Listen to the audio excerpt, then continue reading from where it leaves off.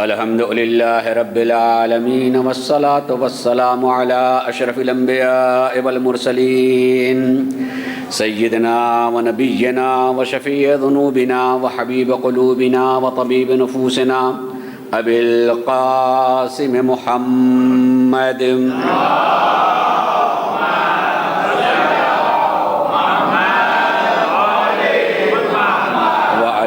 أهل بيته الطيبين الطاهرين المعصومين ولعنة الله على أعدائهم أجمعين من يومنا هذا إلى يوم الدين. أما بعد فقد قال الله سبحانه تبارك وتعالى في كتابه الكريم وهو أصدق القائلين وقوله الحق. بسم الله الرحمن الرحيم. فاقصص القصص لعلهم يتفكرون.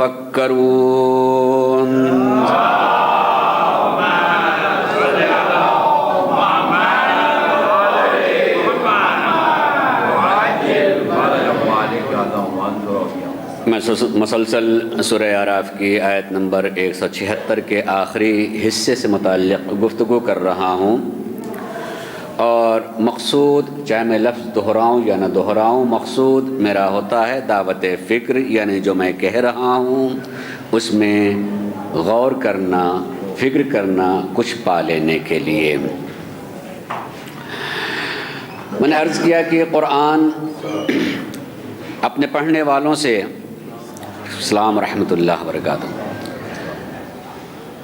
گفتگو کرتا ہے، بات کرتا ہے، اور خود وہ اپنی جگہ بھی قرآن بہت ساری باتیں کہتا ہے، اور جس کے ذریعے سے قرآن ہم تک پہنچا ہے انہی نے بھی یہ بات کہی کہ رب قارئ القرآن یقرؤون القرآن والقرآن یلعنہم.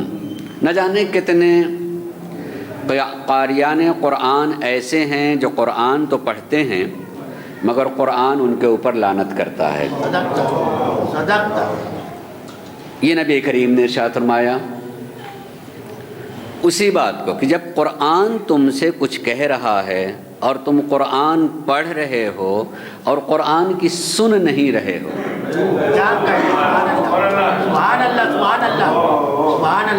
قرآن پڑھ رہے ہو، وہ تم سے کچھ کہہ رہا ہے اور اس کو تم سن نہیں رہے ہو، تو رب قارئ القرآن یقرؤون القرآن والقرآن یلعنہم. نہ جانے کتنے قاریان قرآن ہیں جو قرآن پڑھتے ہیں اور قرآن ان پہ لعنت کرتا ہے. لعنت یعنی اپنے سے دور ہو جاؤ، اپنے سے دور. کوئی بات کہے نہ سنے جائے تو کہے گا پھر کہے کے لیے بیٹھے کیوں وقت ضائع کر رہے ہیں، چلے جائیں. اس لیے ہمیں بھی کبھی کبھی سوچنا چاہیے. میں آج اس رخ سے گفتگو کر رہا ہوں، 3 گفتگو میری بات باقی رہ گئی ہیں. میں اس وقت یہ گفتگو کر رہا ہوں، کل انشاءاللہ اسی موضوع کو آگے بڑھاتے ہوئے نماز جمعہ کے بعد اور پھر اسی ٹائم پر کل، اور پھر اس کے بعد میں یہاں سے سفر دوسری جگہوں کے لیے چلا جاؤں گا. یہ 3 میری تقریریں ہیں. مجھے یقین ہے کہ میں ساری بات پوری نہیں کر پاؤں گا، مگر اس کے باوجود بھی بہت کچھ میری بات آپ کے اذہان تک انشاءاللہ المستعان صحیح کروں گا کہ وہ پہنچے، جس میں آپ بھی اپنی جگہ کوشش کریں کہ ہم کچھ پا لینے کی کوشش کریں. بہت ساری باتیں جو ہیں کہی نہیں جاتی ہیں، اس کے لیے ہمارے اردو میں بولتے ہیں بین السطور. دونوں سطروں کے درمیان میں بیچ میں کوئی چیز نہیں مگر اسی میں تلاش کیجئے. لفظوں کے درمیان سے حقیقت کو تلاش کرنا. جو بات کہی جا رہی ہے اس سے کچھ پانا، کچھ تلاش کرنا، یہ کام ہوتا ہے. اس لیے کہ ہر ایک کے لیے اپنی ایک الگ الگ راہ، روش، اور ہر ایک درجے میں نہیں ہوتا. اس کو کہے کی ضرورت ہو، کس حد تک ضرورت، اسی اعتبار سے سوچے گا. میں جو کچھ گفتگو کر رہا تھا کہ واقعہ کربلا اہم ترین واقعہ ہے جو خود واقع ہونے سے پہلے اس کو بیان کیا گیا ہے، اور سب سے پہلے جو بیان کیا گیا ہے وہ واقعہ کربلا ہے، اور سب سے پہلی اللہ کی مخلوق حضرت آدم سے بیان کیا گیا ہے، اور آج تک بیان ہو رہا ہے، اور ضمانت ہے اس کی معصومین کی طرف سے کہ قیامت تک بیان ہوتا رہے گا. مگر کیوں؟ یہ بھی کیوں؟ اس لیے کہ ہم اس سے متعلق ہیں. بات جذباتی نہیں کہنا چاہیے ہے، عقلی بھی کہنا چاہیے. اس لیے کہ قرآن خود کربلا خود زندہ ہے اپنے پیغام سے. کربلا زندہ ہے اپنے پیغام سے، اور وہ پیغام ایسا پیغام ہے کہ جس سے چلتی پھرتی لاشوں میں نئی روح آ جاتی ہے. ایک نئی روح آتی ہے اگر واقعاً کربلا کی طرف متوجہ ہو. میں نے آیت پڑھی تھی، ایک مرتبہ پھر دہرا رہا ہوں، سورہ انفال کی 21 نمبر. لا تکونوا کالذین یقولون سمعنا وہم لا یسمعون. تم ان لوگوں جیسے نہ ہو جانا جو لوگ یہ تو کہتے ہیں کہ ہم نے سن لیا مگر وہ سنتے نہیں. یہ قرآن کہہ رہا ہے. قرآن کہہ رہا ہے تم کم سے کم ان لوگوں میں نہ ہونا کہ جو کہتے ہیں سنتے تو ہیں مگر وہ سنتے نہیں. جس اللہ نے کان دیے ہیں سننے کے لیے وہی کہہ رہا ہے کہ تم کہتے ہو کہ میں سن رہا ہوں مگر میں جانتا ہوں کہ تم نہیں سن رہے ہو. اس لیے کہ سن کر کے اس سے کچھ سوچنا نہیں، فکر نہ کرنا، پائے نہ، تو اس کا مطلب یہ ہے کہ اس نے نہیں سنا، یقیناً نہیں سنا ہے. کان کا کام تو ہے سننا. گزشتہ سال میں نے گزشتہ سال میں نے بات کہی تھی کہ کہیں بیچ میں تھوڑا سا کسی بچے نے بولے تو میں نے بات کی تھی، دیکھو یہ کان کا کام سننا ہے. ابھی اگر پیچھے سے کچھ عجیب سی آواز آنے لگے تو لوگ میری بات سننا چھوڑ دیں گے اور ادھر متوجہ ہو جائیں گے. ایک طبیعت ایک فطرت سی ہوتی ہے، ادھر متوجہ ہو جائیں گے. ارے کیا ہوا؟ تو جدھر کان لگا ہوا تھا ادھر سے دوسرے طرف میں بھی بول رہا ہوں، وہ بھی آواز ان کے کان میں جا رہی ہے، لیکن بیچ میں ایک آواز آئی ہے تو اس کی طرف بھی متوجہ ہو جاتا ہے. میں نے اس میں ایک بات کہی تھی اور آج بھی سوچیے گا اور کل بھی سوچیے گا کہ بھائی کان کا کام سننا، لیکن بہت ساری باتوں میں آدمی جس کو سمجھنا چاہتا ہے دھیان ادھر رکھتا ہے. جس کو وہ سمجھنا چاہتا ہے دھیان اس کی طرف رکھتا ہے، تب سمجھ لیتا ہے. اور میں نے کہا کہ بات کسی کے گھر کی یا گلی اور کوچے کی نہیں ہے، بات میدان کی ہے. دو آوازیں آنے لگی، ایک آواز یہ آ رہی ہے کہ محمد قتل کر دیے گئے، اور خود محمد کہہ رہے ہیں کدھر بھاگے چلے جا رہے ہو. آواز دونوں آ رہی ہے مگر دھیان جس پر ہے جا ادھر رہا ہے. آدمی کا دھیان جدھر ہوگا نا جائے گا اسی طرف. اگر وہ سوچے کہ بھائی وہ شیطان کی آواز ہے یہ رحمان کی آواز ہے تب تو فیصلہ کرے گا نا. خالی آواز پہ دوڑے گا تو جدھر دھیان ہوگا ادھر جو ہے متوجہ ہوگا وہی آواز کافی. اس لیے توجہ رکھیں، آوازیں تو آ سکتی ہیں اور بھی، لیکن جس کو سمجھنا ہے اس چیز پر غور کرنا چاہیے. کربلا ہونے سے پہلے بیان کی گئی اور کربلا آج زندہ ہے، کل زندہ رہے گی، قیامت تک زندہ رہے گی، اور زندگی دینے والی زندگی رہے گی کہ جو اس کو سنے گا اس سے زندگی ملتی رہے گی. لیکن اب جو میں بات کہہ رہا ہوں اس کو سوچئے گا کہ جس میں بھی حیات دینے کی صلاحیت پائی جاتی ہے، یہ غور سے سنیے گا، پھر جا کے سوچئے گا اور پھر اپنے بارے میں سوچئے گا. میں بھی اپنے بارے میں میں یہ کہتے ہوئے فخر کرتا ہوں کہ میں معمولاً باتیں زیادہ تر اپنے لیے کرتا ہوں، اپنے سے بات کرتا ہوں، ٹھیک دوسرے سن لیتے ہیں، توفیق الہی. میں عرض کر رہا ہوں کہ آدمی سوچے کہ جس چیز میں زندگی دینے کی صلاحیت پائی جاتی ہے وہ چیز خود اپنی حفاظت نہیں کرتی ہے، اس سے جن لوگوں کو زندگی ملتی ہے ان کی ذمہ داری ہوتی ہے کہ وہ اس کی حفاظت کرے. میں پھر ایک مرتبہ وضاحت کر رہا ہوں مثال دے کر کے. پانی میں زندگی دینے کی صلاحیت ہے، کھانے میں زندگی دینے کی صلاحیت ہے۔ میں پانی کو یوں ہی کھلا نہیں چھوڑ دوں گا، اگر کھلا رہ گیا تو صبح کو پینے کی ہمت نہیں پڑے گی، اس لیے کہ میں نے اس کی حفاظت نہیں کی تھی۔ توجہ چاہوں گا، میں نے اس کی حفاظت نہیں کی تھی، پتہ نہیں کیا چیز اس میں مل گئی ہوگی، پتہ نہیں کیا چیز اس میں ہو گیا ہوگا۔ جو زندگی دے رہی، جو پانی زندگی دینے والا تھا، کہیں یہی پانی موت کا سبب نہ بن جائے۔ میری بات بھی ایک مرتبہ کہوں گا، سوچئے گا کہ جن میں بھی حیات دینے کی صلاحیت ہوتی ہے تو اس سے جن کو حیات ملتی ہے ان کی ذمہ داری ہوتی ہے کہ ان حیات دینے والی چیز کی حفاظت ہم کریں، اس کی ہم حفاظت کریں۔ آپ اگر حکومت کے اعتبار سے دیکھیں گے تو پوری وزارت ہے ماحولیات کی، پانی کا ڈپارٹمنٹ ہے، اس کے تحفظ کے لیے غذاؤں کے سلسلے میں اس کو اگر پاؤچ یا بوتل میں اس کو ڈال دیا گیا ہے تو اس میں تاریخیں معین کر دی جاتی ہیں، کھلی ہوئی ہوتی ہے تو ہر طرف سے اعلان ہوتا ہے کہ نہیں، جو کھلی ہوئی چیز اس کو استعمال نہ کریں، نہیں کرنے دیتے ہیں۔ یہ ساری باتوں پر اس لیے سوچنا چاہیے ہے کہ کیوں آخر یہ کھانے کی چیز ہے، یہ کیوں منع کیا جا رہا؟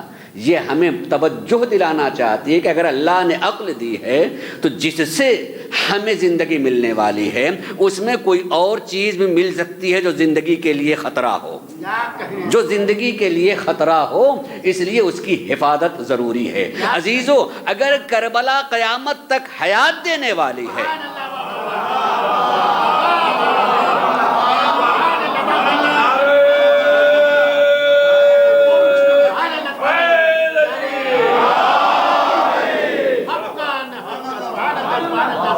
کربلا میں حیات دینے کی صلاحیت ہے کہ ہے، ہم کسی کو دیکھیں نہ دیکھیں، میں زندہ ہوں کربلا سے،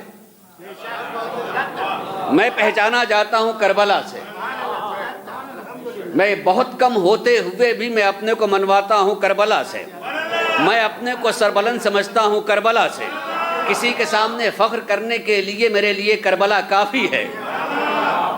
یہ سب کچھ ہونے کے باوجود کیا میں یہ نہیں سوچوں گا کہ جس میں اس طرح کی صلاحیت پائی جاتی ہے تو میری ذمہ داری ہے کہ میں اس کی حفاظت کی ذمہ داری قبول کروں، میں اس کو محفوظ رکھوں، ورنہ نہ جانے کہاں سے کوئی میرے ہی لباس میں آ کے کوئی چیز میں ملا دے۔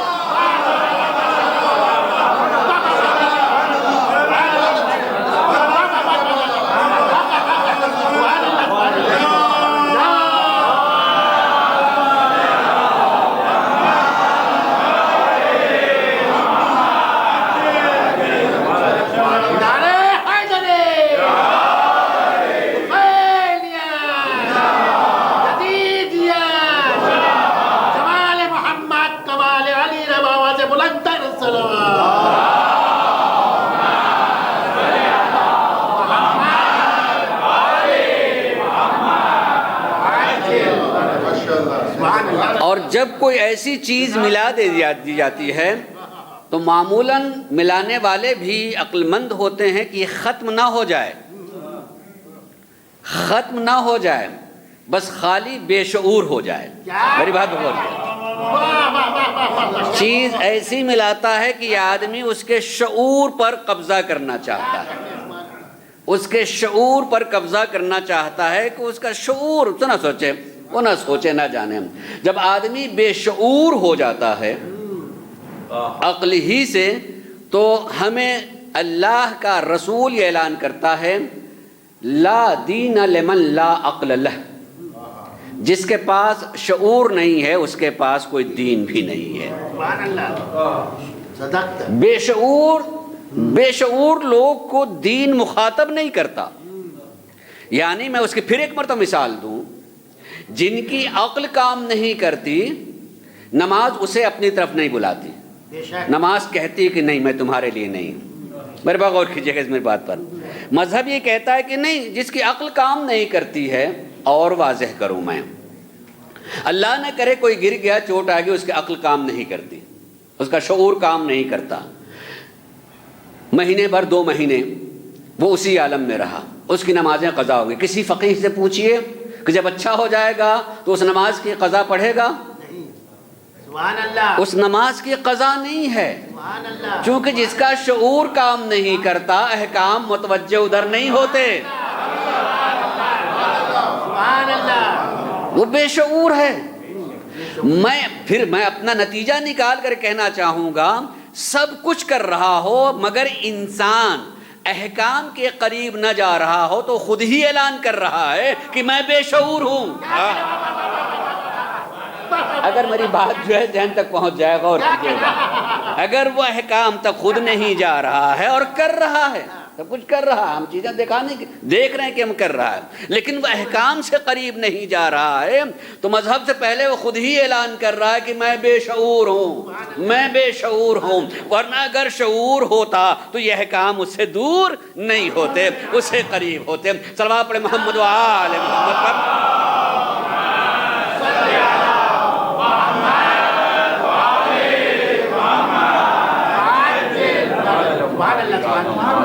تو کربلا حیات بانٹتی ہے، اسی کی ہماری ذمہ داری ہے کہ ہم کسی ملاوٹ سے محفوظ کرنے کے لیے آنکھ کھولے رہیں کہ کوئی اس میں کسی طرح کی ملاوٹ نہ کر دے۔ کر سکتا ہے، ملاوٹ کر سکتا ہے اور ہو جاتی ہے، جب ہو جاتی ہے آدمی نہیں دیکھتا ہے۔ قوم اور ملت جو ہیں، ہو سکتا ہے کہ عمر کے کسی حصے میں آ کر کے آدمی ادھر سے دور ہونے لگتا ہے۔ یہ تذکرہ اسی لیے ہوتا رہتا ہے، سنا کریں غور سے، کہ تذکرہ اس لیے ہو رہا تاکہ خالص تذکرے ملتے رہیں اور ہم خود غور کریں کہ کہیں اس میں سے ملاوٹ کی چیز میں نے دیکھی یا نہیں دیکھی ہے، دیکھی یا نہیں دیکھی ہے۔ ہر چیز کو یوں ہی قبول نہیں کر لینا چاہیے۔ میں ایک بات کہوں عزیزوں، پھر اس کے بعد آگے بڑھاتا ہوں بات کو۔ ایک بات کہوں کہ علم جو ہے دو طرح کے ہوتے ہیں، غور کیجیے گا اس کو میں کہہ رہا ہوں۔ علم دو طرح کے، ایک فطری علم ہوتا ہے، ایک فکری علم ہوتا ہے۔ اللہ نے ایک فطرت میں علم رکھا ہے، اس کو پڑھنے کے لیے کسی مدرسے، یونیورسٹی، کالج، استاد کی ضرورت نہیں ہوتی ہے۔ یعنی فطری علم جیسے بھوک کا لگنا، مدرسے میں جان کر کے آدمی بھوک کو نہیں جانتا، بلکہ پیدا ہوتے ہی بچہ جو ہے ماں کے دودھ کو تلاش کرنے لگتا ہے۔ توجہ چھوڑنے، پیدا ہوتے ہی وہ منہ چلا، اس کو کوئی سکھاتا نہیں، اس کی فطرت میں اللہ نے رکھا ہے، اور وہ جان بھی لیتا ہے کہ کدھر ملے گا۔ ایک جانور کا بچہ بھی پیدا ہوتے ہی ادھر ہی جاتا ہے جدھر اس کی غذا ہے۔ یہ فطری اللہ نے فطرت میں علم رکھا، اس کے لیے کسی مدرسے کی ضرورت نہیں ہوتی ہے، مگر ایک فکری علم ہوتا ہے۔ فکری علم، بھوک کا لگنا فطرت میں ہے، لیکن مجھے بھی بھوک کو مٹانے کے لیے کیا کھانا چاہیے اس کا تعلق فکر سے ہے۔ توجہ جان، اس کا تعلق جو ہے فطرت سے نہیں ہے، اس کا تعلق فکر سے ہے کہ مجھے کیا کھانا چاہیے، کتنا کھانا چاہیے، کس کا کھانا چاہیے، یہ سب معلوم ہے۔ ورنہ آدمی خالی کھا لے کہ بھوک لگئی ہے تو کھا لے تو خود ہی فیصلہ کر لے گا، پھر جانور میں اور مجھ میں فرق کیا رہ گیا؟ جانور نہیں سوچتا ہے کہ میں کس کا کھا رہا ہوں اور کیا کھا رہا ہوں، مثلا کتنا کھا رہا ہوں۔ اگر اللہ نے فکری علم دیا ہے تو بھوک کے بعد فکر سے فیصلہ کرنا، فکر سے فیصلہ کرنا کہ مجھے کیا کھانا چاہیے اور کس کا کھانا چاہیے اور کتنا کھانا چاہیے ہے۔ عزیزان گرامی، یہ خود ایک موضوع ہے، الگ سے واقعاً موضوع ہے کھانے پینے کو۔ میں پڑھتا ہوں جی، میں اگر اس پر چلاؤں گا میں اپنی بات نہیں کہہ سکوں گا کہ یقیناً اس کو مذہب نے فکر کے اعتبار سے سمجھایا ہے ہمیں میں صرف اتنی بات کہنا چاہوں گا کہ یہ میں نے پہلے سال ایک رخ سے گفتگو کی تھی، مگر بات میرے جوانوں کے ذہن سے نکل جاتی ہے۔ ہم اگر آپ دیکھیں تو جب ہم مذہب کی دنیا میں آتے ہیں تو ہم سے کیا کہا جاتا ہے کہ مذہب کہاں سے شروع کریں؟ کہیں توحید سے۔ توحید کا مطلب کیا ہوا؟ اللہ کو ایک ماننا۔ مجھے نہیں سمجھ میں آتا کیوں اللہ کو ایک ماننا؟ بھائی مذہب کو شروع ہونا چاہیے اللہ کے ماننے سے، اللہ کے ماننے سے شروع ہونا چاہیے، نہ کہ ایک ماننے سے۔ لیکن مذہب جو یہ کہہ رہا ہے کہ نہیں، توحید سے ایک ماننے سے ہے، یہی بتانا چاہتا ہے مذہب کہ اللہ کا ماننا فطرت میں ہے۔ جی، اللہ کا ماننا فطرت میں ہے، جس کے لیے حدیث نے کہا کہ ہر بچہ جو ہے فطرت اسلام پر پیدا ہوتا ہے۔ اللہ کا ماننا فطرت میں ہے، مگر کتنے اللہ کو مانوں، کیسے اللہ کو مانوں، کہاں کے اللہ کو مانوں؟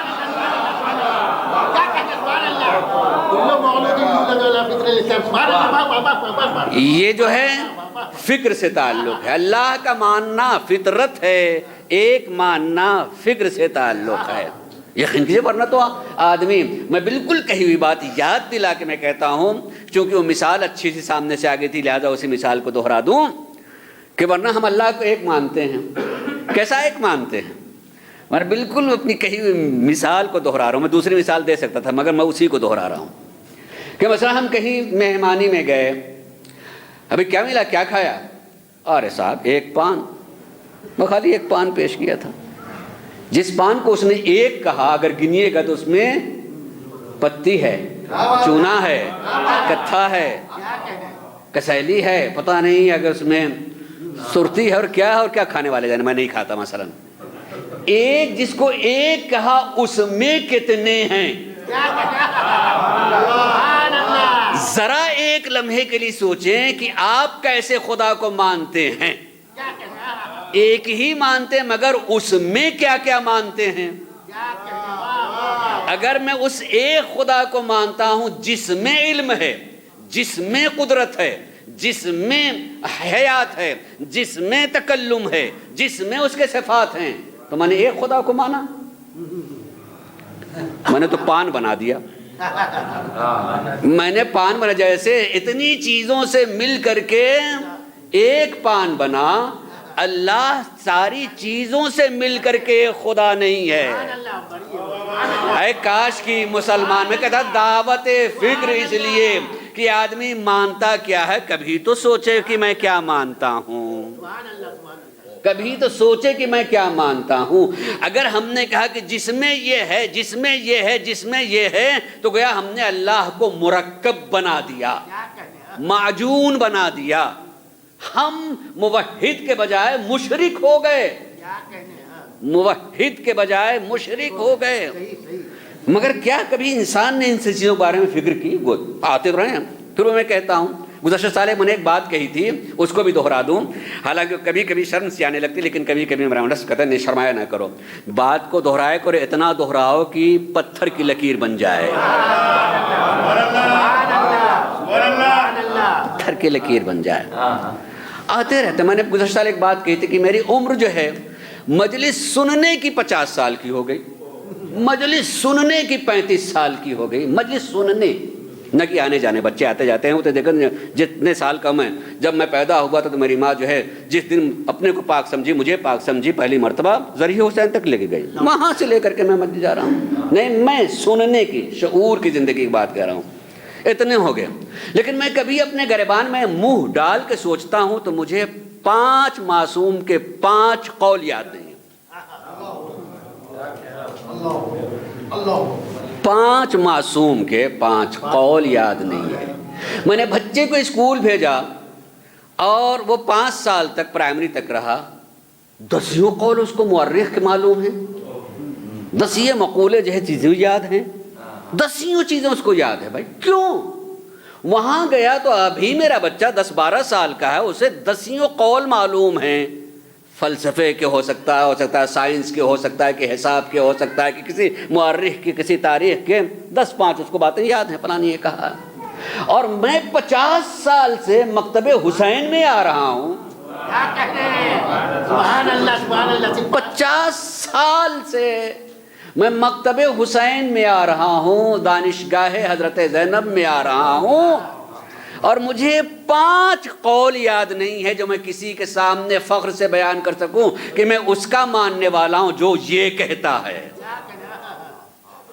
میں اس کا ماننے والا ہوں۔ کیوں؟ اس لیے کہ میں ہی بتاؤں کہ اس کو ناقص چھوڑ دوں، سوچیں آپ کہ کیوں ایسا ہوا، کیوں مجھے نہیں یاد ہو سکے، کیوں نہیں میں جان سکا، کیوں میں نہیں کسی کو فخر کے سامنے بتا سکوں کہ ہمارا تعلق اس مکتب سے ہے، ہمارا تعلق اس مکتب سے ہے، ہمارا تعلق اس مکتب سے ہے، ہم اسے امام مانتے ہیں، ہم اسے رہبر مانتے ہیں، اور اس لیے مانتے ہیں کہ آپ بتائیں کسی نے دنیا میں ایسی بات کہی ہو جو اس طرح سے لے کر کے آیا ہو، جو اس طرح سے کہتا ہے ایسے جینا چاہیے۔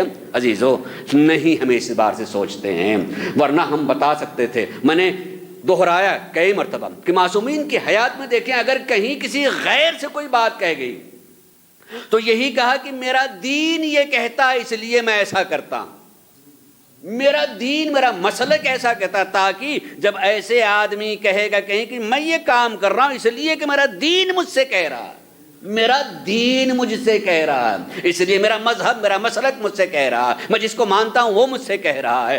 یقین کیجئے اگر وہ اچھی بات ہے تو آدمی وہ اچھی بات بھی جان لے گا، تمہارے اچھے عمل کو بھی پہچان لے گا، تمہارے اچھے دین کو بھی پہچان لے گا، تمہارے اچھے قائد اور امام کو بھی جان لے گا۔ خالی ایک بات کہنے سے آپ نے کہاں تک اس کو پہنچا دیا، مگر پہلا مرحلہ خود اپنے کو غور کرنے کا، اپنے سوچنے کا۔ جب سوچے گا یہ فکر گا، ورنہ ہوتا کیا ہے، میں کوئی اچھا کام کرتا ہوں تو میں کہتا نہیں یہ تو ہماری خاندانی چیز ہے، بھائی اچھی چیز ہے تو دین کی ہے، خاندان کی نہیں ہوتی۔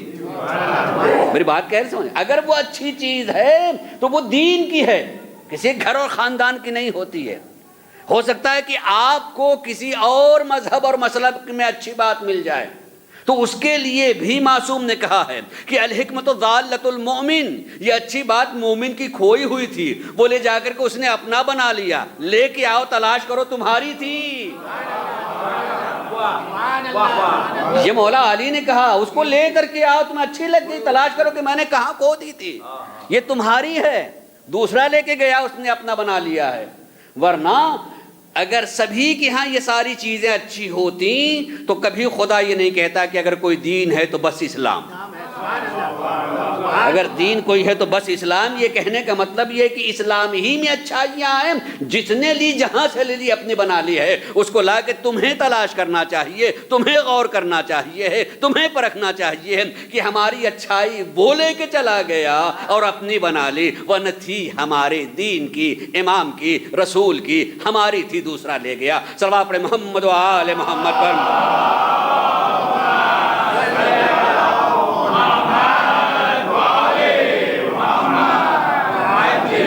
تو عزیزوں، کربلا اپنے اس حیات بخش پیغام کی وجہ سے زندہ ہے، اور جو اس طرف متوجہ ہو رہا ہے اس کو وہ زندگی کربلا دیتی چلی جا رہی ہے، دیتی چلی جائے گی۔ ہمیں اس حیات کے بارے میں مثبت یا منفی ہونے کے اعتبار سے ہمیں سوچنا ہوگا کہ ہمیں کربلا سے کیا ملا، کتنا ملا، کس طرح کا ملا، اور ہم اس کو دوسروں تک جو ہے کیسے پہنچا سکتے ہیں۔ ابھی برادر عزیز نے ایک بات کہی تھی، میں ابھی ذہن میں آیت میں کہہ دوں کہ ہر آدمی جانتا ہے کہ ایک کلی بات کہنا، کلی بات کہتے ہیں بھائی بات تو کہہ رہے ہیں ٹھیک، مگر اس کو ذرا سا جزئی کر کے بتانا چاہیے کہ پھر ہم کو کم سے کم کتنا ہونا چاہیے، کیسا ہونا چاہیے، کم سے کم کتنا، یہ کیسا ہونا چاہیے۔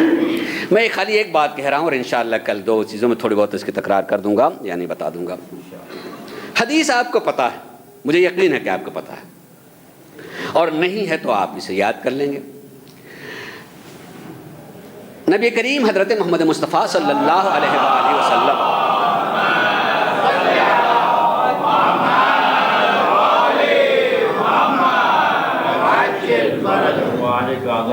کے سامنے کسی نے آ کر کے کہا کہ میں آپ سے محبت کرتا ہوں، توجہ چاہوں گا، غور کیجیے گا، مجھے آپ سے محبت ہے۔ تو نبی کریم نے ایک بات کہی کہ جو جس سے محبت کرے گا اس کا انجام اسی کے ساتھ میں ہوگا، جو جس سے محبت کرے گا وہ اس کا انجام اس کے ساتھ میں ہوگا۔ اس پر اگر ہم بالکل سامنے ظاہر کے معنی میں آئیں تو سب کو اچھا لگے گا، ہر آدمی کہتا ہے کہ ہم تو ظاہر امام حسین سے محبت کرتے ہیں، اور مجھے حق ہے نہیں ہے کہ میں کہوں کہ آپ محبت نہیں کرتے ہیں، مجھ سے زیادہ آپ محبت کرتے ہیں۔ لیکن یہ رسول کا کہنا کہ جو جس سے محبت کرتا ہے اس کا انجام اس کے ساتھ میں ہوگا، مگر فوراً آپ نے کہا کہ حتیٰ کہ کوئی پتھر سے محبت کرتا ہے تو اس کا انجام اس کے ساتھ میں ہوگا۔ شارح نے سلسلے میں لکھا، میں اس نقطے کی طرف جا رہا ہوں کہ نبی یہ بتانا چاہتے ہیں کہ اس کے ساتھ میں ہوگا، یعنی پتھر پتھر کے ساتھ پتھر سے محبت کرتا ہے تو اس کا انجام پتھر ہوگا. میں غور کیجئے گا, یعنی اس کا انجام پتھر ہوگا. ہم اردو میں ایک محاورہ بولتے ہیں کہ خربوزہ خربوزے کو دیکھ کر کے رنگ بدلتا ہے. خربوزہ خربوزے کو دیکھ کر کے رنگ بدلتا ہے. میں ابھی جب لندن سے چلا تھا تو وہاں کسی عالم خطیب نے, میں عالم تو نہیں کہوں گا, اور ایک بالکل ظاہری باتیں پڑھ کر کے بہت ساری باتیں کہیں, ان میں سے ایک رنگ کے بارے میں بھی کہی. یہ ایک الگ موضوع واقعا میں پڑھوں تو ایک مجلس پڑھ سکتا ہوں رنگ کے سلسلے میں, خالی تھوڑا سا اشارہ کر سکوں کہ یقین کیجیے رنگ جو ہے نظر کی حد کا نام ہے. رنگ جو ہے نظر کی حد کا نام ہے. اگر رنگ نہ ہونا تو آدمی جو آسمان دیکھتا ستارے, اگر اس کو سائنسداں سے پوچھیے کہ کتنی دور ہے تو ملینز ملینز اور ملینز جو ہے مائل دور بتا دے گا, اس لیے کہ بیچ میں کوئی رنگ نہیں ہے. اور جو دکھائی بھی دیتا ہے وہ رنگ دکھائی دیتا ہے, اگر وہ بھی ہٹ جائے تو نظر اس سے آگے چلی جائے. رنگ پر جا کر کے نگاہ ٹھہر جاتی ہے, رنگ پہ جا کے نگاہ ٹھہرتی ہے. مثلا یہ دیوار ہے, اس کا ایک رنگ ہے نگاہ ہمارے, ہم سمجھے کہ اتنی موٹی ہے لہٰذا ہماری نگاہ اس کی طرف نہیں جا سکتی. نہیں, موٹے دبلے سے کچھ نہیں ہوتا ہے. یہ رنگ ہے جس نے جو ہماری نگاہ کو روک لیا. اگر صاف شیشے کی دیوار بنا دیا جائے اور اس سے رنگ کو نکال دیا جائے, شیشے سے رنگ کو نکال دیا تو آدمی لڑ جاتا ہے, اپنا سر پھوڑ لیتا ہے.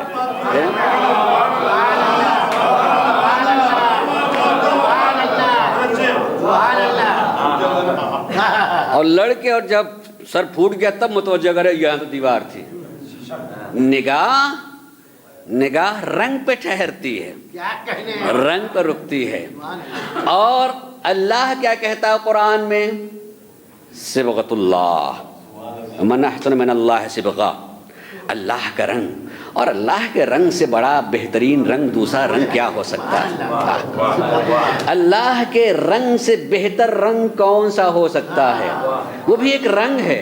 وہ میں تفصیل کے بغیر میں بتانا چاہوں گا کہ اللہ کے رنگ میں جو رنگ جاتا ہے تو اور لوگ اسے خدا سمجھنے لگتے ہیں.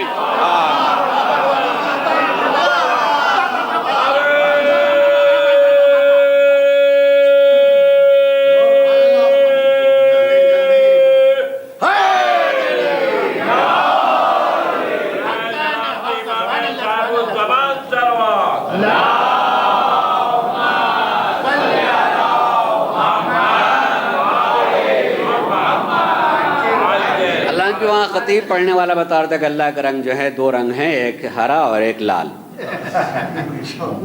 جی, اور اسے ثابت کر دیا کہ ہرا اور لال اللہ کا رنگ ہے. اور ظاہر ہے بہت سارے مسلمان لوگوں نے اپنے ملک کا رنگ بھی مثلا ہرا بنا لیا ہے.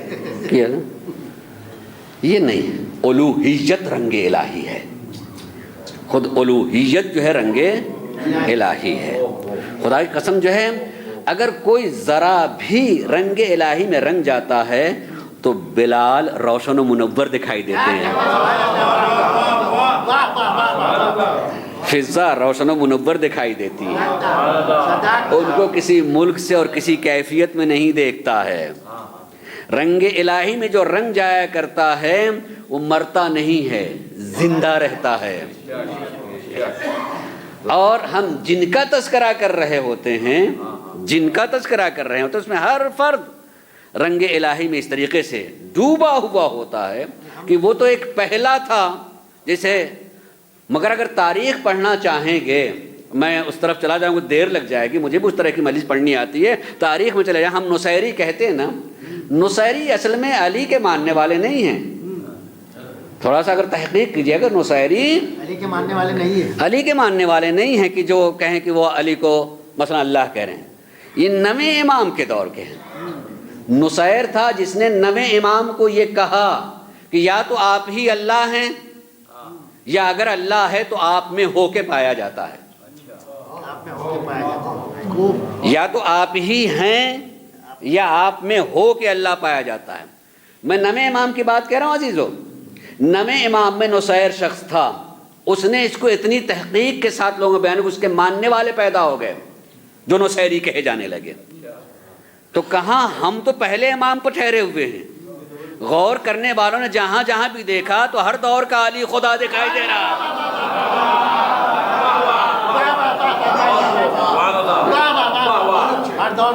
ہر دور کا علی، ہر دور کا علی محمد جو ہے رنگ الہی یہ صبغۃ اللہ، وہ اس رنگ میں اتر جاتے ہیں کہ وہ اگر دیکھ لیں تو آپ سپرمین اسلام پڑھیے گا، اس کے تم مصنف اپنے نہیں ہیں، یورپین جو مورخین ہیں، اس میں وہ چند باتیں لکھتے ہوئے یہ کہتا ہے کہ سائنسی اعتبار سے ثابت ہے یہ بات، پڑھیے گا اس میں، سائنسی اعتبار سے بات ثابت ہے کہ انسان کے جتنے خلیے ہیں، خلیے میں بچوں کو کیسے سمجھاؤں کہ یہ ہمارا جسم جو ہے بہت چھوٹے چھوٹے ذرے سے مل کر کے ٹریلین سے جو ہے ذرے مل کر کے جو ہے یہ ہمارا وجود ہے، سیلز جو ہے مثلا یہ اس اتنے خلیے، ہر خلیے میں جو ہے ساری کائنات کا علم ہوتا ہے.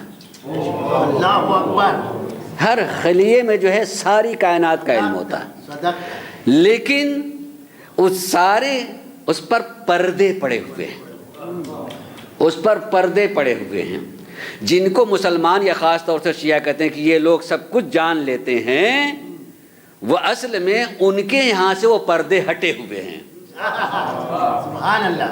ان کے ہاں سے وہ سارے پردے ہٹے ہوئے ہیں، اس لیے جو ہو چکا ہے وہ بھی جانتے ہیں، اور جو ہونے والا وہ اسے دیکھ رہے ہوتے ہیں. جو گزر چکا اسے بھی دیکھ رہے ہوتے ہیں، جو ہونے والا ہے وہ بھی دیکھ رہے ہوتے ہیں، کہ سارا علم ہر خلیے میں، ہر سیل میں جو ہے چیز موجود ہوتی ہے. اگر سارا علم نہ ہوتا تو تحقیقات میں جو ہے آج کے سائنس میں تحقیق میں چھوٹے سے ذرے پر تحقیق ہوتی ہے، ایک قطرے خون کے ذرے پر تحقیق ہوتے ہیں، پورے حالات معلوم ہو جاتے ہیں. اس کا مطلب یہ ہے کہ اس چھوٹے سے ذرے میں ساری چیزیں موجود ہوتی ہیں. اس کا یہ کہنا کہ پردے ہوتے ہیں، وہ پردے جو حجاب، یقین کیجئے حجاب ہوتے ہیں. میں ایک بات کہنا چاہوں گا عزیزوں، اور یہ بات پہنچانے کے لیے ایک دم ذہن سے آ گئی ہے، مگر بہت پہلے میں نے ایک حدیث دیکھی تھی، میں آپ کے حوالے کر رہا ہوں. صلوات پڑھیں محمد و آل محمد پر.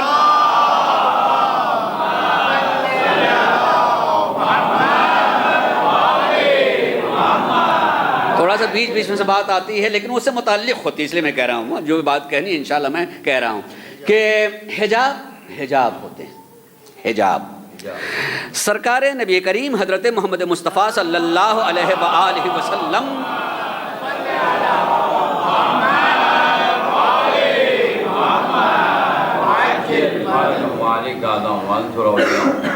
کہ انسان ایک جامع السعادات میں جو ہے، انسان کے بارے میں جامع السعادات میں یہ ایک کتاب ہے، اخلاقیات پر ہے، صفات پر. اس میں یہ ایک حدیث ہے کہ انسان کے قلب سے اگر اس کے خطا اور گناہ کے گرد و غبار ہٹ جائیں تو آدمی عالم ملکوت کو دیکھنے لگے. ایک ہے ملک، ایک ہے ملکوت. میں اپنے بچوں کے لیے جوان کہ ایک ملک ہے، ایک ملکوت.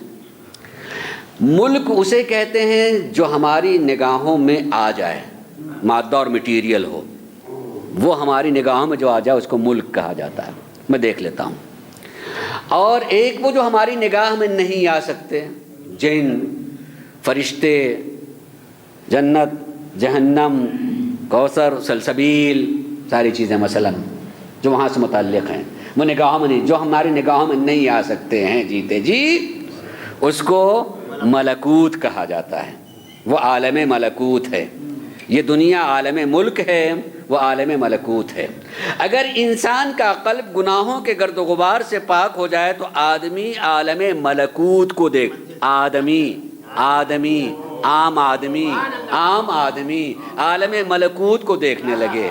اب ذرا سوچیں کہ جو معصوم ہوگا، جو معصوم ہوگا وہ کہاں تک دیکھ رہا ہوگا. اب تو سمجھ میں آنا چاہیے کہ علی کہیں کہ میں صلبوں میں کہاں تک دیکھ لیتا ہوں.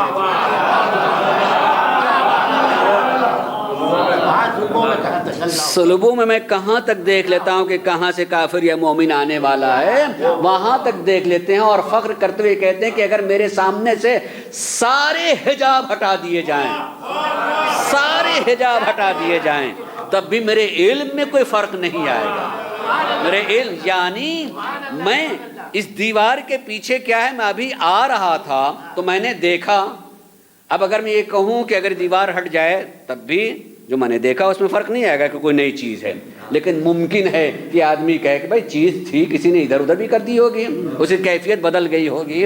لیکن علی یہ کہتے ہیں کہ سارے پردے ہٹا دیے جائیں تو چاہے ملک ہوں جنات ہو، کچھ بھی کر رہے ہوتے ہیں وہ دیکھ رہے ہوتے ہیں، ان کے علم میں کوئی فرق آنے والا نہیں ہے، ہر چیز سے آگاہ ہوتے ہیں. کیوں؟ اس لیے کہ عصمت ہے، وہاں کسی طرح کا کوئی گرد و غبار نہیں پایا جاتا، نہیں گرد و غبار پایا جاتا. جس حدیث کو میں روایت کو آپ کے حوالے کرنا چاہ رہا تھا وہ یہ کہ انسان کو اللہ نے بالکل پاک و پاکیزہ روح دی ہے. توجہ چاہوں گا، جس کو اللہ نے اپنی روح کہا ہے کہ جب میں اپنی روح پھونک دوں، اپنی روح. اللہ نے مٹی سے پیدا کیا حضرت آدم کو، مگر کہیں قرآن میں نہیں کہا کہ میں نے اپنی مٹی سے پیدا کیا.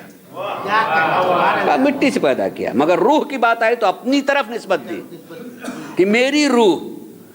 اور موقع رہا تو کل تھوڑا سی توضیح کروں گا کہ اسی لیے جو ہے موت کے لیے جو ذائقہ ہے وہ ذائقہ نفس کے لیے ہے، روح کے لیے نہیں. وہ ذائقہ جو ہے نفس کے لیے ہے. کل نفس ذائقۃ الموت، نفس کے لیے ذائقہ ہے، وہ روح کے لیے نہیں ہے. نفس ایک الگ چیز ہے، میں انشاءاللہ شاید جو ہے کل دوپہر تھوڑا. نفس ایک الگ چیز ہوتی ہے، روح ایک الگ چیز. روح مرتی نہیں ہے. اور انسان کے سارے کمالات کا تعلق اور ساری برائیوں کا تعلق بھی روح سے ہوتا ہے. روح جو ہے بہادر ہوتی ہے. ہاں یہ جملہ میں نے گزشتہ سال کہا، میں کہتا ہوں روح بہادر ہوتی ہے، روح سخی ہوتی ہے. جسم تھوڑا بہادر ہوتا ہے، جسم نہیں بہادر ہوتا، روح بہادر ہوتی ہے. اگر روح بہادر نہ ہوتی، بلکہ لفظ بدل کے کہوں کہ جسم ذریعہ ہوتا ہے بہادری کے اظہار کا، ورنہ اگر جسم بہادر ہو یا جسم جو ہے شجاع اور سخی ہو تو جو جتنا جسم کے اعتبار سے کم ہوگا اس میں اتنی ہی کم بہادری ہونی چاہیے، اس میں اتنی ہی کم سخاوت ہونی چاہیے ہے. لیکن اگر روح سخی ہوتی ہے تو ہو سکتا ہے کہ ایک بچہ وہ کام کرے جس سے بوڑھا ڈر رہا ہو. یعنی لفظیں یہ کہہ دوں کہ لفظیں بدل کے کہہ دوں کہ گہوارے میں اجدر کے 2 ٹکڑے کر دے اور بوڑھا ہو کے بھی سانپ سے ڈرتا رہے. صلوات پر محمد و آل محمد کرم.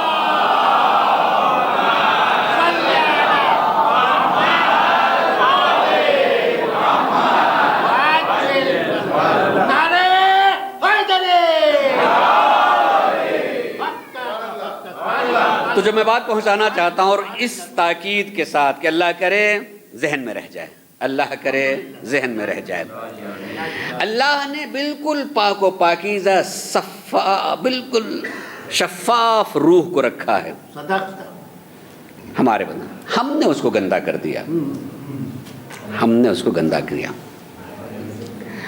تو حدیث یہ ہے کہ جب آدمی ایک گناہ کرتا ہے، ایک انسان گناہ کرتا ہے تو اس کی بے عزتی کا ایک پردہ، ابتدا یہاں سے ہے کہ اللہ نے انسان کی عزت کو 40 پردوں میں محفوظ رکھا ہے، 40 حجاب میں اس کو محفوظ رکھا ہے.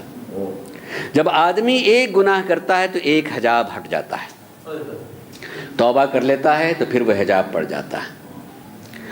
لیکن توبہ کیے بغیر دوسرا گناہ کرتا ہے، یہاں تک کہ اس نے 40 گناہ کیے یا ایک ہی گناہ 40 دفعہ کر رہا ہے مثلا توبہ کیے بغیر، تو آخری مرحلے میں پھر بھی اللہ کا کرم آگے بڑھتا ہے. نبی فرما رہے ہیں کہ فرشتے سے کہتے ہیں اپنے پروں کے پردے میں اس کی عزت کی حفاظت کرو، اس کی عزت کی حفاظت کرو. لیکن اس کے بعد بھی اگر وہ توبہ نہیں کرتا ہے اور پھر گناہ کرتا ہے تو فرشتہ بھی اس پردے کو ہٹا لیتا ہے اور آدمی بدنام ہو جاتا ہے، آدمی بے عزت ہو جاتا ہے. آدمی یعنی میں اتنی بات آپ کے ذہن تک پہنچانا چاہتا ہوں کہ اگر اللہ نہ کرے کسی انسان کو بے عزتی سے دو چار ہونا پڑے، اللہ نہ کرے، اللہ نہ کرے، اللہ نہ کرے، بے عزتی یعنی عزت کو اللہ نے اپنا مال کہا ہے، صدقت. یہ میری چیز ہے، اس پر تم کو اختیار نہیں ہے اور اس کی حفاظت میں کرتا ہوں، لیکن اس کو بے عزتی میں تم ہی تبدیل کر دیتے، حفاظت میں کرتا ہوں۔ 40 پردوں سے لے کے 41 ہو جاتی توبہ آدمی نہیں کرتا ہے، جب نہیں کرتا ہے تو بے عزت۔ میں صرف اتنا کہنا چاہتا ہوں کہ آدمی پھر اس کے بعد کہیں بے عزتی ہو جائے تو بجائے اس کے کہ کسی اور پر تہمت دے، سوچے کہ میں نے کتنے گناہ کیے مگر توبہ نہیں کی۔ اللہ ستار العیوب ہے، اللہ ستار العیوب ہے، وہ نہیں چاہتا۔ میں ایک بات اور اسی ضمن میں کہنا چاہوں گا عزیزوں، یہ فرش عزا ہے، اس سے آدمی جو ہے سیکھے، اپنے کو باعزت بنائے۔ جو آدمی جو انسان اپنے کو حسین سے منسلک سمجھتا اسے کتنا باعزت ہونا چاہیے، اسے کتنا باعزت ہونا چاہیے، کس قدر اس کا شرف لوگوں کے درمیان میں ہونا چاہیے۔ تو عزیزوں، وہ بے عزت ہو جائے تو سوچنا چاہیے اپنے کہ میں نے اتنے گناہ کر لیے، میں نے اتنے گناہ کر لیے، میں نے اتنے گناہ کر لیے کہ اللہ نے وہ پردے سارے ہٹا دیے، بے عزتی ہو جاتی ہے، بدنامی ہو جاتی ہے۔ اللہ پھر واپس کر سکتا ہے۔ واہ، بندے کی صرف جو ہے ایک مرتبہ چاہتا ہے کہ وہ اللہ کی طرف متوجہ ہو جائے۔ تو عرض میں کر رہا تھا خالی اجزان گرامی کہ انسان جو ہے پتھر سے بھی محبت کرتا ہے تو اس کا انجام ہے کہ وہ پتھر ہو جائے، پتھر ہو جائے گا، وہ پتھر ہوگا۔ میں اپنی بات کے اختتام پر لاتے ہوئے کہنا چاہوں گا، یہ حدیث بارہا آپ نے سنی ہوگی، بارہا سنی ہوگی کہ من مات علی حب آل محمد ماتا شہیدا، ماتا مغفورا، ماتا مرحوما۔ مثلا تقریباً 20 سے 25 جملے ہیں، یعنی اس محبت کے نتیجے میں وہ اتنا قریب ہو جائے کہ وہ بھی اٹھے تو وہی ہو، اتنا قریب ہے، کم سے کم اتنا، اس محبت کے نتیجے میں اتنا قریب ہو۔ میں اپنی بات کی تائید کے لیے کہنا چاہوں گا، تجسیم اعمال ایک موضوع ہے مذہب کا، تجسیم اعمال ایک موضوع ہے مذہب کا۔ مثلا یہ کہتے ہیں ثواب، یہ بالکل آخری لمحے میں کہہ رہا ہوں کہ ثواب، آپ نے کبھی سوچا ثواب یعنی کیا چیز؟ ثواب ملے گا، کیا چیز ملے گی بھائی؟ حلوہ ملے گا، کوئی تبرک کی شکل میں کہ ثواب، اگر حلوہ بھی ہے تو ثواب کسی شکل میں ملا نا، اگر حلوہ بھی ہے مثلا تو ایک شکل میں ملا، اگر شکل ہے تو اس کو کہتے ہیں عمل کا مجسم ہونا کسی شکل میں۔ ثواب جو ہے یہی ہے اعمال کا مجسم ہونا، اس مجسم ہو کر کے آنا سامنے۔ یعنی اگر انسان کو قبر میں ڈال دیا گیا ہے تو قبر میں بہت ساری چیزیں ملیں گی، عذاب کی شکلیں ملیں گی کہ اس شکل میں عذاب آئے گا، اس شکل میں عذاب آئے گا، اور وہی جو ہے ثواب کے بھی ملیں گے کہ وہاں روشنی ہوگی، وہاں خوشبو ہوگی، وہاں مثلا فشار کا کوئی تصور نہیں، ایک محل ہوگا۔ یہ سب کیا ہے؟ وہ ہوگا جو کچھ وہ آپ کے عمل کا مجسمہ ہے، جو آپ نے عمل کیا ہے وہی عمل جو ہے مجسم ہو کر کے سامنے ہوا۔ محبت اہل بیت روشنی، ثواب ہے تو مثلا یہ روشنی بن کر کے، روشنی کے بن کر کے آنا۔ کسی شکل میں عذاب کا ہونا یقیناً آپ کے ہماری بے عملی کا اس کا مجسم ہونا۔ ایک روایت پڑھوں گا، مجھے اجازت دیجیے گا اور انشاءاللہ میں اپنی بات وقت ٹائم پر ایک مرتبہ صلوات پڑھیں محمد و آل محمد پر۔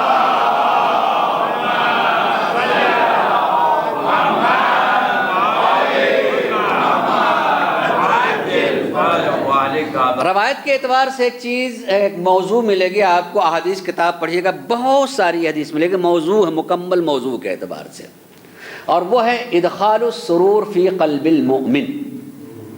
کسی رنجیدہ اور مغموم دل کو خوش کر دینا، کسی مومن کو خوش کر دینا، خوش کر دینا، یہ ادخال السرور فی قلب المؤمن۔ میں اگر اس کو تھوڑا سا وضاحت سے پڑھوں تو وضاحت نہیں، خالی اشارہ کرتے ہوئے کہنا چاہوں گا۔ دیکھیے آج بھی دنیا میں دنیاوی اصول اور قانون ہے، کہیں اچانک زلزلہ آ جاتا ہے تو وہاں جو لوگ بچ جاتے ہیں الگ سے اہتمام کیا جاتا ہے کہ ان کی ذہنی کیفیت کو بدلنے کے لیے ہمیں کیا کرنا چاہیے، ورنہ بچے ذہنی اعتبار سے معذور ہو سکتے ہیں، ورنہ یہ بڑھتی ہوئی آدمی جو ان کا ذہن جو صحیح طریقے سے کام نہیں کرے گا۔ تو ایک علم ہوتا، یہ کیا ہے؟ رنجور، مغموم، مصائب دیدہ کے دل میں خوشیاں پہنچانا۔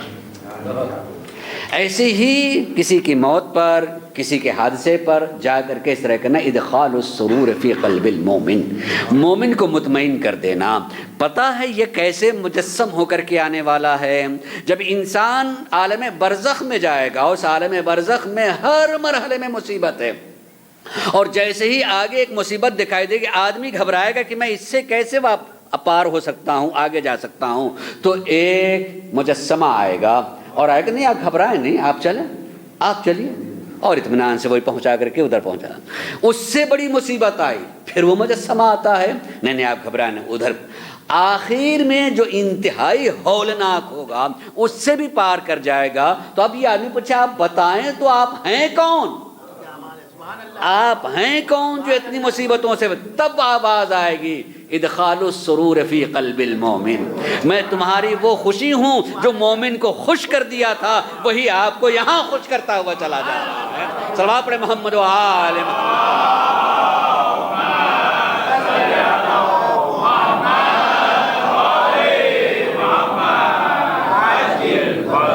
یہ ہے اعمال۔ بات میں نے ختم کی عزیزوں۔ اگر رنج دیدہ کے اعتبار سے دیکھا جائے، رنج کے اعتبار سے، مصیبت کے اعتبار سے، تو شام غریباں کے بعد جو بھوکا اور پیاسا قافلہ ہے، ان سے زیادہ کوئی رنجیدہ ہے؟ ان سے زیادہ کوئی مصیبت دیدہ ہے؟ لیکن کون آیا ان کے پاس؟ کون آیا؟ جو بھی آیا یا تو تماچے مارنے کے لیے آیا، جو بھی کوئی آیا ہے تو تازیانے مارنے کے لیے آیا ہے، جو بھی کوئی آیا ہے وہ لفظوں میں کوئی اذیت پہنچانے کے لیے آیا ہے۔ بس صرف ایک واقعے کو میں پڑھوں گا، اور میں اس جملے کے ساتھ ساتھ کہ میں نے اس روایت کو یا اس واقعے کو کتاب میں نے خود نہیں دیکھا ہے، لیکن جس زبان سے سنا ہے اس پر اعتبار ہے، اس لیے میں پڑھ رہا ہوں۔ سرکار نبی کریم کے حیات میں ایک شخص اپنے بیمار بچی کو لے کر کے رسول کے پاس آیا ہے کہ آقا میں اپنی بچی کی حیات سے مایوس ہو گیا ہوں، لیکن آپ سہارا ہیں، آپ امید ہیں، آپ دعا کر دیں کہ میری بچی کو صحت مل جائے۔ اللہ جن کو بھی نعمت اولاد سے نوازتا ہے، اللہ ان کی گودوں میں ان کی اولاد کو صحت و سلامتی عنایت فرمائے۔ جن ماں یا باپ کی گود میں اگر بچے بیمار ہو جاتے ہیں، وہ ماں جانتی ہے کہ اس کی اذیت پر، اس کے رونے پر جو ہے ماں کو کتنی تکلیف ہوتی ہے یا باپ کو کتنی تکلیف ہوتی ہے۔ نبی کریم سے جیسے وہ کہہ رہا تھا، اس وقت سامنے ایک دم سے جو ہے امام حسین آ گئے۔ بچپنا ہے، بچپنا ہے۔ جیسے ہی رسول نے اپنے نواسے کو دیکھا، حسین کے وسیلے سے دعا کر دی، جاؤ اللہ جو ہے تمہیں حسین کے وسیلے میں تمہاری بیٹی کو صحت دے۔ دعا کی، وہ گھر آ گیا، اس کی بیٹی کو صحت مل گئی۔ باپ کو جب اپنی جاتی ہوئی بیٹی مل گئی تو اس نے نظر کر لیا، نظر کیا کہ میں ہفتے میں شب جمعہ، ہر شب جمعہ کو کچھ کھانا بناؤں گا اور غریبوں کو لے جاؤں گا، غریبوں کا پیٹ بھروں گا، اور ان سے تقاضا کروں گا کہ تم لوگ رسول کے نواسے حسین کی حیات کے لیے دعا کرو۔ حسین کی، جس کی بارگاہ سے میری بیٹی کو زندگی ملی ہے، تم اس کی طویل عمر کے لیے اور حیات کے لیے دعا کرو۔ غریبوں کو کھانا کھلائیں گے، یقیناً یہ بھی صحت و سلامتی مانگنے کا ایک طریقہ بھی ہے کہ آدمی بھوکے کو کھانا کھلا کر کے اس سے دعا کرے، دل سے دعا کر دے گا۔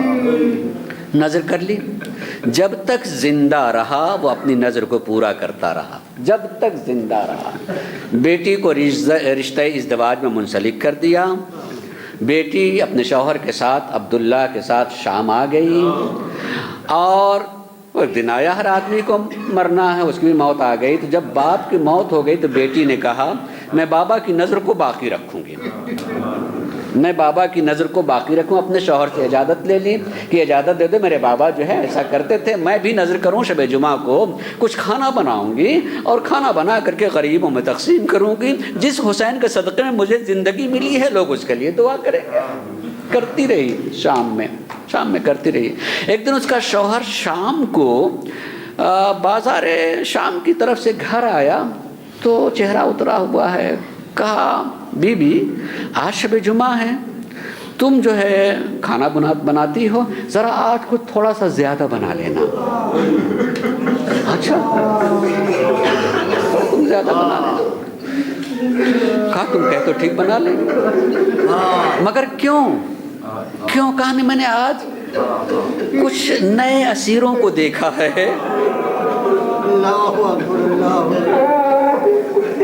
میں نے کچھ نئے اسیروں کو، قیدیوں کو دیکھا ہے جن کے چہروں سے لگتا ہے کہ بہت دنوں سے کھانا نہیں ملا، کے چہروں سے لگتا ہے کہ وہ یتیم بیوہ ہیں، انہیں کھانا نہیں ملا ہے اور تعداد بھی کچھ زیادہ ہے، لہٰذا تم تھوڑا سا کھانا زیادہ بنا لو۔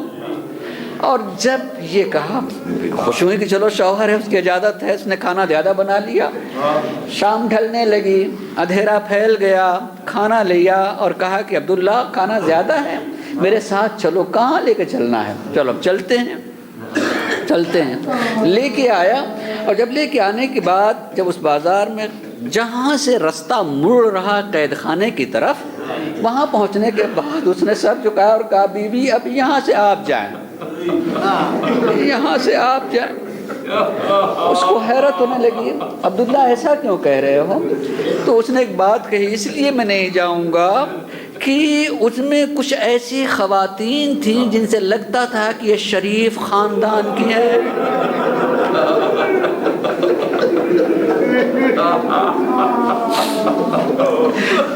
کسی شریف خاندان کی ہیں۔ دوسرا جملہ سنیے گا، اس نے کہا کسی شریف خاتون کے سامنے کسی مرد کا جانا اچھا نہیں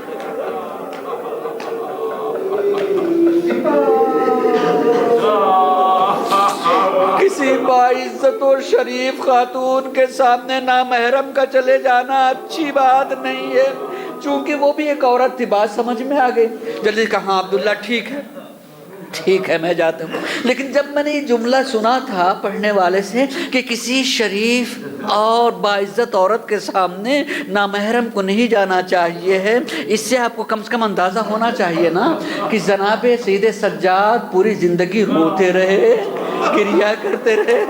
اس گریے میں کیا کہتے رہے؟ جب منہال نے کہا تھا کہ شہادت تو آپ کے گھر کے شرف کا نام ہے، تو یہی تو جملہ کہا تھا نا، بھئی شہادت شرف ہے مگر ماں بہنوں کا بے پردہ مردوں میں لے کے، ماں بہنوں کو بے پردہ عورتوں میں لے جانا کیا یہ بھی شرف ہے؟ سب سے بڑی اذیت سید سجاد کے لیے یہی تھی کہ نامحرموں کے درمیان میں ان کے گھر کی خواتین کو لایا گیا ہے۔ بس ایسے ہی کہا تو خاتون نے کہا میں لے جاتی ہوں، کوئی مسئلہ میں لے جاتی ہوں۔ لے کے جب درے زندہ پہ آتی ہے، جناب زینب آئیں بیوی خیریت ہے؟ کیا ہے؟ کہا نہیں کھانا ہے۔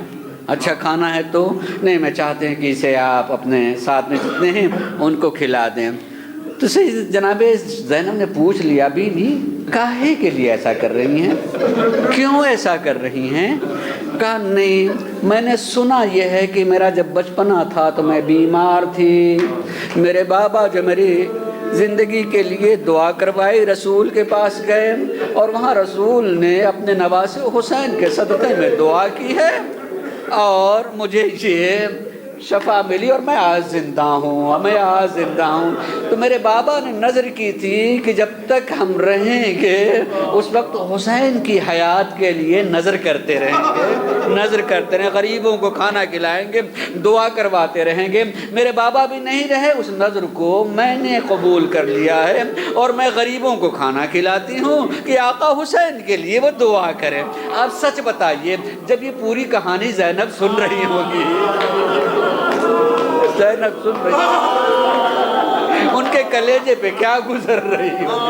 بس الفاظ یہی ہیں کہ جب اس نے جملہ کہا تو جناب زینب نے سر جھکا کر کے بات کہی, بی بی اب آپ اپنی نظر بڑھا دیجئے, بی بی آپ اپنی نظر کو اب بڑھا دیجئے. اس موقع پر اس بیوی کو ذرا غصہ آیا اور غصے میں کہنے لگی, بی بی اگر آپ کو نظر نہیں لینا مت لیجئے, آپ کو نہیں کھانا ہے نہ کھائیے, آپ کو نہیں دینا بچوں کو نہ دیجئے, مگر یہ کیوں کہہ رہی کہ میں نظر کو چھوڑ دوں, نظر کو بڑھا دوں. تو ایک مرتبہ زینب نے سر کو جھکایا, بی بی جس کے حیات کے لیے آپ کر رہی ہیں وہ حسین مارا گیا, بی بی یہ اس کی یتیمہ بیٹی سکینہ ہے, ارے یہ زینب اس کی بہن ہے, سننا تھا. دروازے پہ بیٹھی سر پیٹنے لگی, اللہ حسین کا گھر لٹ گیا اور ہم بے خبر رہ گئے.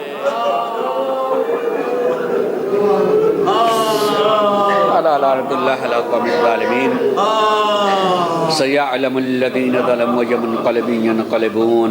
پروردگارہ ہمارے اس مختصر سے عمل کو قبول فرما لے. معبود ہمیں جو صاحبان حاجت ان کی حاجت کو پورا فرما دے, جو مریض ہم نے شفا عنایت فرما دے. پروردگارہ بحق محمد و آل محمد جو مومنین و مومنات اس دنیا میں نہیں رہ گئے ہیں, پروردگارہ ان کے تمام چھوٹے بڑے گناہوں کو معاف فرما, ان کے درجات کو بلند فرما, جوار سید الشہداء میں جگہ عنایت فرما.